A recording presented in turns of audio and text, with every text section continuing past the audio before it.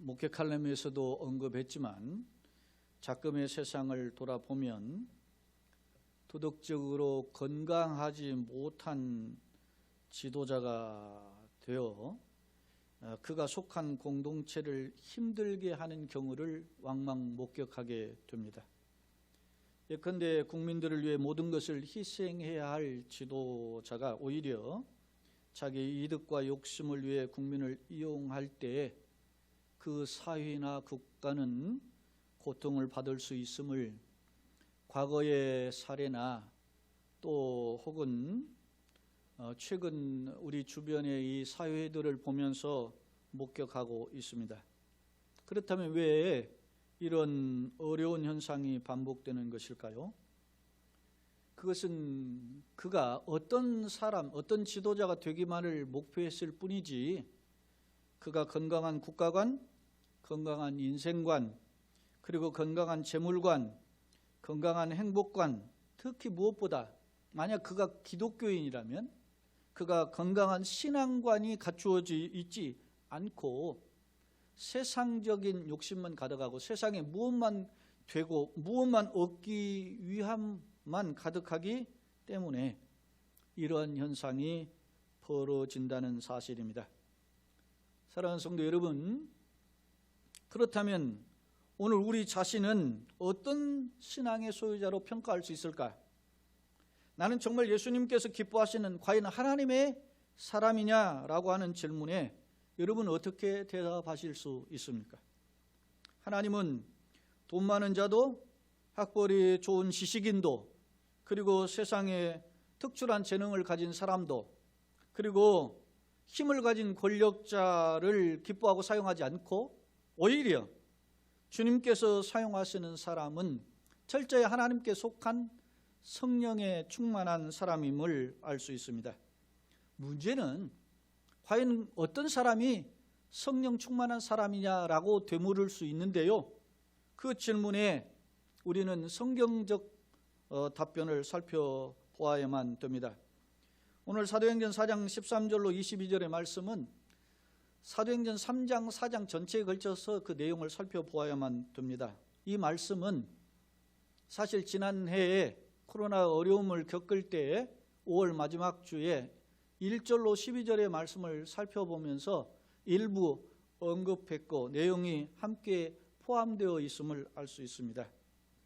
다시 이 말씀을 거론하는 것은 오늘 우리에게 매우 중요한 것임을 기억하고 13절로 22절에 나타난 말씀을 통해서 과연 성령님의 능력을 체험하는 비결이 과연 뭘까라고 하는 점을 상고해 보고자 합니다.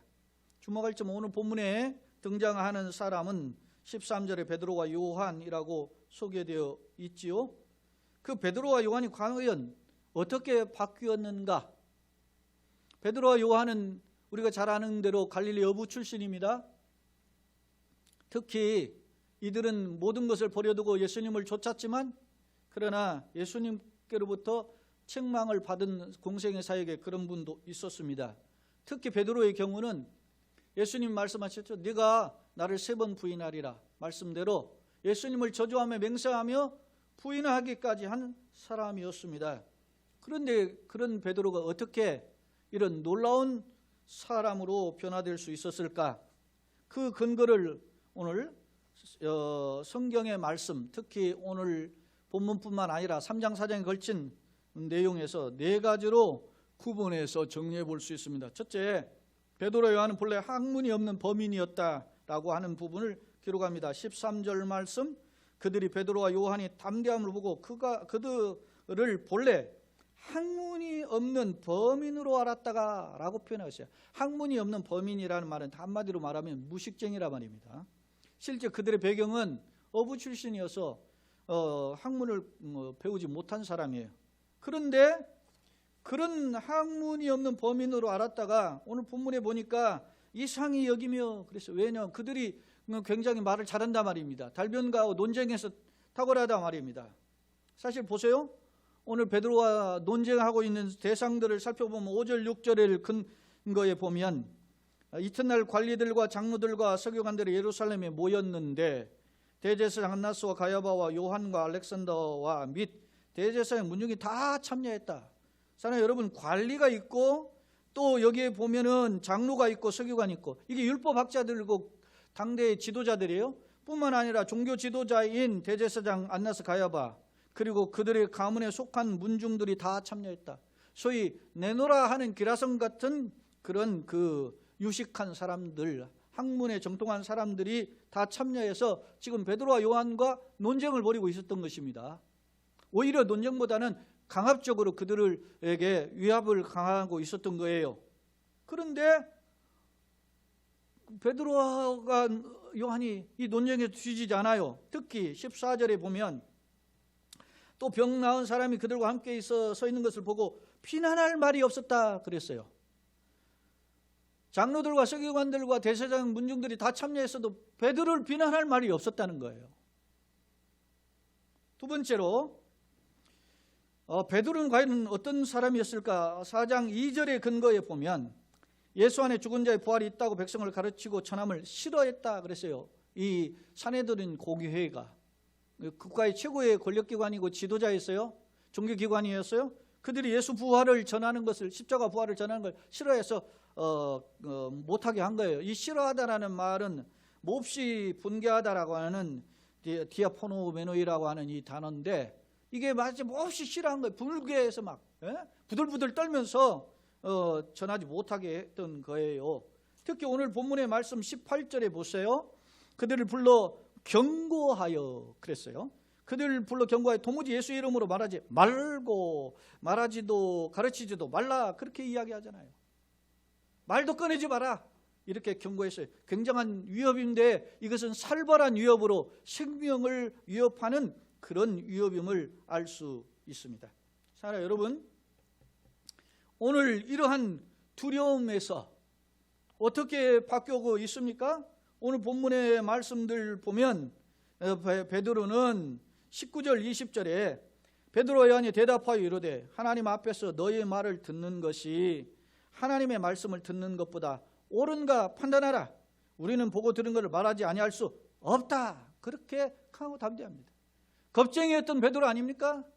특별히 계집 여종이 베드로를 향해서 너도 그 도당이다 이렇게 이야기할 때 나는 아니다 하면서 예수님을 저주하며 맹세하면서까지 부인하고 도망갔던 겁쟁이였던 베드로가 이 공개적인 협박, 당대 최고로 권위가 있었던 그 산헤드린 공의 앞에 담대히 나는 내가 보고 들은 거 말하지 아니할 수 없다라고 이야기하고 있는 것입니다.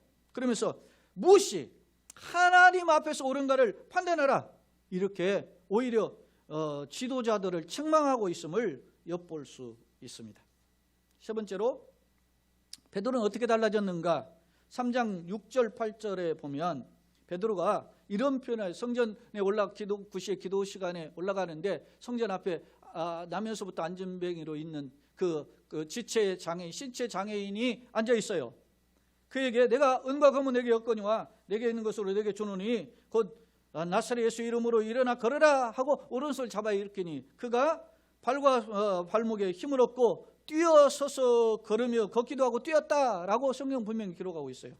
사랑하는 여러분, 이 지체 장애인의 나이는 22절의 근거에, 오늘 4장 22절의 근거에 보면 40여살이었대요. 나면서부터 40여 년 동안 걷지 못하던 사람을 치유하는 기적의 주인공이 되었습니다. 물론 베드로가 예수님이 공생의 사역에 수많은 병자를 고치는 것도 보았고, 예수님이 죽은 자를 살리는 것도 보았고, 그 무리를 걷는 것도 보았고, 이런 걸 보았어요. 그리고 자신도 주여 주시거든 나를 오라 명하소서, 그래서 그 자신도 무리를 잠깐 걷는 체험도 있었지만 사실 베드로는 아무것도 할 수 있는 능력이 소유자가 아니었어요. 그럼에도 불구하고 오늘 그가 아무것도 가지고 있지 않지만, 돈도 없지만 예수 이름 명할 때 이 40년, 나면서부터 40년 동안 불치병으로 고생하던, 신음하던 이 병자를 일으켜 세웠다는 사실입니다. 네 번째로 4장 4절의 근거에 보면 이런 표현이 있습니다. 말씀을 듣는 사람 중에 믿는 자가 많으니 남자의 수가 약 5천이나 되었더라. 지금 성전의 앞에서 구걸하던 이 거린을 치유함으로 말미암아 성전에 올라왔던 사람들이 막 기적이 일어나니까 벌떼처럼 몰려들었어요. 그리고 그 몰려든 사람들을 향해서 너가 왜 이렇게 우리가 이렇게 행한 것으로 하니, 우리 능력으로 행한 것으로 생각하느냐? 그렇지 않다라고 베드로가 이야기하면서 이 사람 온전케 된 것은 예수의 이름이다라고 증거하거든요. 그럴 때 이들이 베드로의 설교를 듣고 예수님을 영접한 사람이 5,000명이나 되었다. 성인 남자만 기록한 거예요. 5,000명이라 기록하고 있어요. 특히 근거에 보면 2장 40절 41절에 보면, 2장은 오순절에 성령이 임한 역사인데요. 오순절에 성령이 임하니까 그 막 강력한 임재로 인해서 그 시끌벅적하니까 오순절에 예루살렘 성전에서 절기순례로 하러 왔던 사람들이 시끄러운 소리가 나니까 이 다락방에 모여들었어요. 그러면서 술 취했다고 이야기할 때 우리가 술 취한 게 아니고 하나님의 은혜에 취했다. 그러면서 예수 복음을 전해요. 그러니까 이 예수 복음을 전할 때 마음에 찔린 사람 우리가 어떻게 하면 좋을까? 그렇게 물을 때 오늘 이 2장 40절 41절에 베드로의 답변이, 자 보세요. 또 여러 말로 확증하며 권하여 이르되 너희가 이 패역한 세례에서 구원을 받으라 하니 그 말을 받은 사람은 세례를 받음에 이날의 신도의 수가 3,000이나 더하더라 했어요. 여러분, 베드로의 설교를 통해서 구경 왔던 사람들이 3,000명이나 뒤집어지는 역사가 일어났어요. 할렐루야. 사랑하는 여러분, 오늘 4가지를 살펴보았습니다. 무식쟁이였던 베드로가 그 학문이 탁월한 사람들과 당당하게 언변을 하고 있고, 또 하나는 겁쟁이였던 베드로, 도망갔던 베드로가, 부인했던 베드로, 저주했던 베드로가 예수님의 이름으로 담대하게 논쟁하면서 오히려 산헤드린 공의를 책망해요. 그리고 기적의 주인공이 되었어요. 예수의 이름으로 아무것도 가져온 것이 없었지만 기적의 주인공이 되었고, 이제는 3,000명 5,000명 주의 복음을 전함으로 회개하고 돌아오는 위대한 전도자가 되었음을 성경은 증거하고 있습니다. 사랑하는 성도 여러분, 그렇다면 도대체 무엇이 이런 베드로를 180도 달라진 그런 삶으로 변화시켰을까? 그것은 우리가 잘 알죠. 사도행전 2장에서 근거한 오순절의 성령의 임하심을 통해서, 성령의 임재를 통해서 성령의 강력한 임재로 그의 삶이 완전히 뒤집어진 줄로 믿습니다. 사랑하는 여러분, 성령이 어떻게 오셨습니까? 예수님이 부활을 승천하실 때에 십자가 죽으시고 사흘 만에 부활하시고, 그리고 40일 계시고 승천하시고 약속하신 기다리라 그렇게 이야기하고 오순절에 임하셨는데요. 오순절이라는 6월절부터 50일째 된다 해서 오순절이에요. 그러니까 6월절에 돌아가시고 사흘 만에 부활하시고 그리고 40일 계셨으니까 오순절은 예수님이 승천하시고 채 열흘이 못 된 기간이에요. 그런데 그 기간 동안에 베드로를 비롯해서 12제자와 한 명이 마띠아를 이제 제비 뽑은 것 같고, 그리고 나머지 이제 예수님의 가족들과 또 다른 예수님을 따랐던 당시의 제자들이죠. 그런 자들이 120명이 모여서 저녁 기도에 힘썼다 그랬어요. 물론 성령 충만의 비결은 예수님 아버지와 아들의 약속이에요. 아버지와 아들의 약속을 통해서 성령이 오신 것이 분명합니다. 그리고 성령의 충만함은 하나님의 일방적 은혜의 결과입니다. 그런데 주목할 점은 그들 역시도 120명 성도들 역시도 하나님의 약속을 붙잡고 저녁 기도에 힘썼다라고 하는 사실입니다. 주목할 점은 4장 8절에 보세요. 오늘 산헤드린 공회에서 논쟁하는데 이에 베드로가 성령이 어떻게 해요? 충만하여 라고 성경은 기록해요. 다시 말하면 베드로가 오순절에 성령에 충만했을 뿐만 아니라 지금 시간이 지난 상황에서도 이 자리에 산헤드린 공회에 잡혀있는 위협의 상황 속에서도 성령에 충만했음을 알 수 있습니다. 다시 말하면 오늘 우리가 나그네 길 어간에 내가 예수를 믿을 때 눈물을 흘리고 천부 여지없어서 손들고 옵니다. 어메이징 그레이스, 나 같은 죄인 살리신 주의 놀라와 찬양했던 그 감격들이 그때뿐 아니라 일평생 지속되어야 되는 것이 성령 충만한 삶임을 성경은 교훈해주고 있습니다. 바라기는 오늘 우리에게 성령의 기름 부으심의 역사가 있어서 그 감격이 이 자리뿐만 아니라 우리 일평생 지속되기를 예수님의 이름으로 축원합니다. 물론 성령이 아니고는 그리스도를 주라 시인할 수 없다 그랬어요. 예수를 주로 고백하는 것은 우리 안에 계신 성령이 고백하시는 거예요. 그래서 로마서 8장에 근거하면 하나님의 영이 우리의 영과 더불어서 친히 우리가 하나님의 자녀인 것을 증거하고 우리는 우리 입을 통해서 하나님을 아빠 아버지라 부르게 한다 그랬어요. 성령의 역사란 말입니다. 그러니 오늘 우리가 주는 그리스도의 살아계신 하나님이다 아들입니다 고백하는 자마다 성령에 붙들린 자인 줄로 믿습니다. 그럼에도 불구하고 바울 사도는 갈라디아서나 에베소서에 보면은 특히 에베소 5장 같은 경우는 술 취하지 말라 이는 방탕한 것이니 오직 성령의 충만함을 받으라 그랬습니다. 은혜를 받은 하나님의 백성임에도 불구하고 성령의 충만함 받을 것을 권면한 까닭은 그만큼 우리에게 주의 은혜에 일평생 붙들려야 되는 존재임을 보여주고 있다는 사실입니다. 그렇다면 당시 120명이 성령 충만함을 받은데 10여일 가까운 기간 동안 과연 무엇을 했을까? 라는 생각에 궁금증이 들어요. 예? 무슨 기도를 했을까? 주여 성령 충만 이렇게만 기도했을까? 무슨 기도를 했을까? 제가 돌이켜 보니까 여러분이 기도 생활을 깊이 들어가 보세요. 예를 들어서 기도도 그저 뭐 한 10분 하고 끝나는 것도 있지만 뭐 20분도 할 수 있고 30분도 1시간도 2시간도 할 수 있어요. 저희 경우 예를 들어서 1시간 2시간 이렇게 기도를 해보면 기도의 깊은 자리에 들어가는 상황이 맞게 돼요. 매번 그러는 것은 아니에요. 그런데 내가 막 기도하다 보면은 이런 잡념, 잡생각, 딴 생각 뭐 여러 가지 것들이 걸리는데 그런 것을 하나씩 걷어내는 작업들이 필요해요. 기도하다 보면. 그러다 보면 이제는 내가 처음에는 주님을 찾는 것 같은데 주님이 나를 이끌어서 그 기도의 깊은 자리에 들어가게 하시거든요.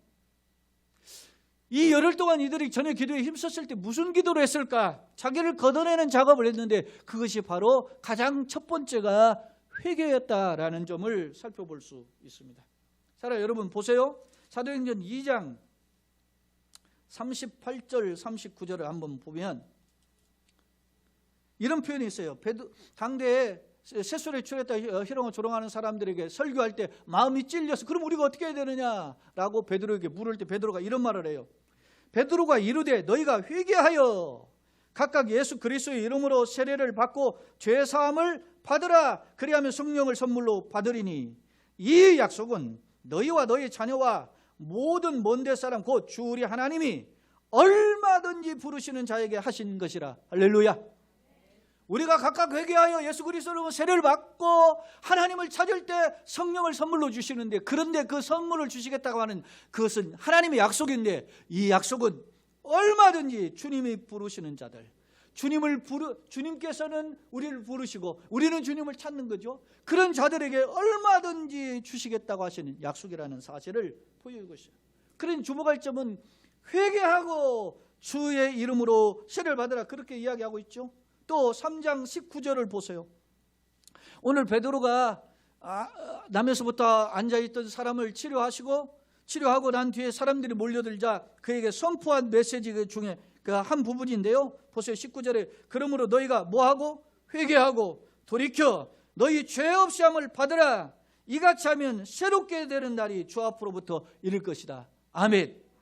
사랑하는 성도 여러분, 회개는 하나님의 은혜를 덧입는 통로인 줄로 믿습니다. 회개는 우리의 삶을 다시 한번 주님의 은총으로 능력으로 체험받는 비결인 줄로 믿습니다. 올 한 해 참된 치유와 회복을 경험하는 교회의 우리의 목표를 가지고 있습니다. 그렇다면 여러분요, 교회는 우리 한 사람 한 사람입니다. 여러분 가정 속에 속한 한 영혼이 하나님의 교회라 말입니다. 우리가 회복이 되려면 우리가 주님의 은혜로 회복이 되려면 성령의 충만함을 받아야 되는데 그러려면 그 통로가 회개로부터 출발되는 줄로 믿습니다. 베드로가 생각해 보세요. 주는 그리스도시요 살아계신 하나님의 아들이라 고백한 사람이에요. 에? 그런데 그렇게 고백하고도 그 바로 이어서 예수님으로부터 사탄아 내 뒤로 물러가라 책망을 받았어요. 그리고 더 나아가서 예수님께서 3번 부인하실 걸 경고했음에도 불구하고 나는 죽기까지 따르겠다고 각오 결단했던 사람이 그 여자아이의 그 계집종에 너도 그 도당이라고 이야기할 때 부인하고 예수님을 저주하고 맹세하면서 예수님을 부인했던 사람. 이렇게 흔들릴 수밖에 없는 것이 우리 연약한 인간이라. 사랑하는 여러분, 여러분의 모습은 어떻습니까? 나는 흔들리지 않겠다. 그렇게 말할 수 있습니까? 사랑하는 여러분, 회개는 주의 은혜를 회복하는 주의 은총을 덧입는 통로인 줄로 믿습니다. 여러분, 회개는 어떤 모습으로 바꿔졌어요? 4장 12절에 보니까 이런 표현이 있어요. 다른 이로서는 구원을 받을 수 없나니 천하 사람 중에 구원받을 만한 다른 이름을 우리에게 주신 일이 없습니다 그랬습니다. 오직 예수만을 외쳤다는 것입니다. 여러분, 기도의 사람인 링컨이 그가 무식쟁이 아니었습니까? 공부를 제대로 못했어요. 그런데 그가 대통령을 된 후에 이 민족을 이끌어갈 수 있는 지혜를 달라고 기도했다고 그러잖아요. 그래서 링컨에는 집무실에 하나님의 책상이 있고 자기의 책상이 따로 있어요. 그래서 하나님 앞에 결제받는 마음으로 항상 기도했다고 그러잖아요. 그건 뭡니까? 엎드림, 낮아짐입니다. 바라기는 우리가 주님 앞에 엎드리고 낮아지는 자로 되어서 주의 은혜를 덧입는 그런 올 한 해가 되기를 예수님의 이름으로 축원합니다. 베드로는 무식쟁이였지만 인정받는 달변가가 되었어요. 겁쟁이였지만 담대한 자가 되었어요. 그가 아무 능력이 없는 자이지만 아무것을 가진 거죠. 없지만은 40여 년 된 그런 남에서부터 걷지 못한 자를 치료하는 기적의 주인공이 되었어요. 심지어는 3,000명 5,000명 회개하고 돌아오는 설교가요, 전도자가 되었어요. 그 비결은 오직 성령 충만인데 그가 그 밑바닥부터 자기를 돌아보며 엎드렸음을 엿볼 수 있습니다. 사랑하는 성도 여러분, 저 옛날 이사야 선지자 예수님 오시기 700년 전 선지자인데 세상에 다 혼탁해가지고 하나님 보내려고 하는데 보낼 만한 선지자가 없는 거예요. 그런데 그 냄새나는 중에 한 사람 이사야를 화로다 나여 망하게 되었도다 절망 중에 있던 이사야를 하나님이 천사를 지시해서 제단 숯불로 그 죄를 지지고 그 죄가 사하여짐으로 하나님이 그를 주님의 일꾼으로 사용하신 줄로 믿습니다. 바울이 어떤 사람입니까? 바울 디모데전 1장 고백에 보면 내가 행악자 복장자 핍박자였는데 내가 죄인 중에 괴수였는데 하나님이 나를 부르셨다 그랬습니다. 주님께 부름을 받은 사람은 위대한 달란트, 위대한 지식, 위대한 능력들이 있지만 나는 아무것도 아닙니다. 엎드림으로 시작하는 것입니다. 사랑하는 여러분, 앞서 이야기했죠? 지도자들이 왜 그 군중을 동원해가지고 자기 이득을 위한 그게 잘못된 생각, 잘못된 국가가 잘못된 인생관, 잘못된 신앙관을 가지고 있기 때문에 그렇단 말이에요. 꽝 잡는 게 매가 아니라는 거예요. 돈 많이 헌금하고 교회 많이 봉사하고 유명해지고 그렇다고 그것으로 하나님 기뻐하시는 것이 아니라는 것을 분명히 보여줘. 올라가면 올라갈수록 높은 단계에 있을수록 더 겸손히 하나님의 쓰임받기를 위해서 기도해야 되는데 그러려면 주의 손에 붙들려야 되는 줄로 믿습니다. 삭개오는 예수님 만나고 난 뒤에 자기의 모든 걸 내려놓았지 않습니까? 그렇게 변화되려면 은혜가 부어져야 되는 줄로 믿습니다. 세례 요한은 그의 세례를 베푸는 요한이잖아요. 그래서 세례 요한이에요. 세례가 뭡니까? 죄를 씻는 거예요. 그의 외침이 무엇이었습니까? 회개하라, 천국에 가까웠다. 회개하지 않고는 천국을 소유할 수 없다는 것입니다. 예수님도 공생의 사역의 첫 번째 외침이 회개하라, 천국이 가까웠느니라 말씀하고 있음을 우리는 엿볼 수 있습니다. 사랑하는 여러분, 요즘 사회는 자신들의 자랑으로 가득 차 있는 시대입니다. 포장하는 시대입니다. 오늘 우리는 세상 것으로 포장하기보다는 주님의 이름으로 우리 삶이 덧입혀지기를 예수님의 이름으로 축원합니다. 성령 충만한 존재는 과연 어떤가? 여러분 살펴보았습니다. 그렇다면 되물어 봅시다. 내 자신은 어떤가? 여러분 자신은 어떻다고 생각합니까? 여러분은 하나님의 은혜의 존재라고 생각하십니까? 하나님의 은혜를 갈망하는 존재라고 생각하십니까? 하나님의 손에 붙들려서 다시 일어서기를 원한다고 고백하십니까? 특별히 어려운 이 시대에 설상가상의 시대 아닙니까? 이 전염병이 1년 넘게 갈 줄 누가 어떻게 알았어요? 그런데 이런 상황 속에서 전전긍긍하지만 말고 하나님 우리가 주님 앞에 엎드리니 우리를 불쌍히 여겨주시옵소서 엎드려야 되는 시기인 줄로 믿습니다. 이야기 하나를 소개하고자 합니다. 한국 프로야구 역사가 한 40년 되었는데요. 이 40년 되는 동안에 여러 기록들이 있는데 그중에 소위 바람의 아들로 불리는 이종범 씨가 1994년도에 세운 최다 도루 기록이 84개라고 그래요. 그런데 일본의 경우는 우리보다 역사가 더 긴 87년의 역사를 가지고 있는데 이중 도루 기록만을 보면 1972년도에 후쿠모토 유타카라고 하는 사람이 세운 105개가 도루 최다 신기록이라고 합니다. 그런데 재미있는 통계가 이 사람이 통산 도로 기록도 1065개로 최다 도로 기록을 보유하고 있는데요. 보유 기록 중에 하나가 더 있다는 거예요. 그게 뭐냐면 도로 실패가 최고 많은 사람이 누구냐? 299개로 이 후쿠모토 유타카가 가지고 있다. 이 사람 최고의 도로를 가지고 있고 한 해 최고 기록도 가지고 있지만 최고 실패 기록도 가지고 있다. 다시 말하면 성공하기 위해서는 끊임없이 도전하는 노력이 있었다는 것입니다. 이건 역설 아닙니까? 사랑하는 여러분, 오늘 우리 속에 장애물이 있습니다. 여러분요, 호수를 걸어볼 수 있는 비결이 있어요. 그게 언제 그러겠어요? 다 빙판이 얼면 호수 위를 걸을 수 있는 거야. 이건 발상의 전환이에요. 오늘 우리가 힘들고 어려운 이런 상황, 엄동 한설의 기간이에요. 그리고 더군다나 코로나는 어려운 상황에, 그러나 그럼에도 불구하고 낙심하지 않고 포기하지 않고 주님께 붙들리면 주님의 그릇으로 인도해 주실 줄로 믿습니다. 디모데후서 2장 20절로 21절에 보면 하나님의 교회, 큰 집은 하나님의 교회예요. 큰 집에는 금그릇과 은그릇과 질그릇과 나무그릇이 있다 그랬어요. 그런데 그곳에서 하나님이 사용하시는 것은 금그릇, 은그릇이 아니고 깨끗하게 준비된 그릇이다 라고 성경은, 예수님은 바울 사도를 통해서 우리에게 교훈해 주고 있어요. 사랑하는 성도 여러분, 깨끗하게 준비된 것은 회개의 출발이에요. 사랑하는 여러분, 요한계시록에서 그 힘들고 어려운 상황, 우리보다 몇십 배 어려운 상황을 맞이했던 그 사도 요한과 소아시아의 교회들을 향해서 주시는 메시지가 뭡니까? 칭찬받을 만한 칭찬도 했지만 책망받을 교회 책망도 했어요. 그 교회들에게, 책망받은 교회들에게 뭐라고 했어요? 회개하라 그랬어요. 회개하라. 회개는 하나님의 은혜를 덧입고 하나님의 은혜에 붙들려서 나아가는 통로인 줄로 믿습니다. 바라기는 우리 모두가 주의 은혜에 다시금 붙들려서 일어서는 2021년도가 되시고, 더 나아가서 여러분의 속한 가정과 우리 교회와 이 땅의 한국 교회와 더 나아가서 이 땅의 그리스도인들이, 더 나아가서 5대양 6대주의 78억 인구들이 치유되고 회복되는 은총이 있게 하시되 예수님을 만남으로 주의 은혜를 회복하는 역사가 있기를 예수님의 이름으로 축원합니다. 특별히 이 어려운 환경 속에서 치유와 회복을 경험하는 축복의 성도요 가정이요 우리 교회 되기를 예수님의 이름으로 축원합니다. 참 좋으신 하나님 우리 아버지, 은혜와 사랑을 감사합니다. 어렵고 역경 속에서 우리를 사랑하시고 인도하여 주시니 감사합니다. 우리에게 믿음을 더하시고 하나님 지혜와 능력을 주시고 하나님 은혜에 붙들리게 하여 주시되 성령 충만한 자를 갈망하되 우리의 허물을 돌아보며 엎드려 회개하며 주의 은혜를 갈망하는 모든 자가 되게 하여 주옵소서.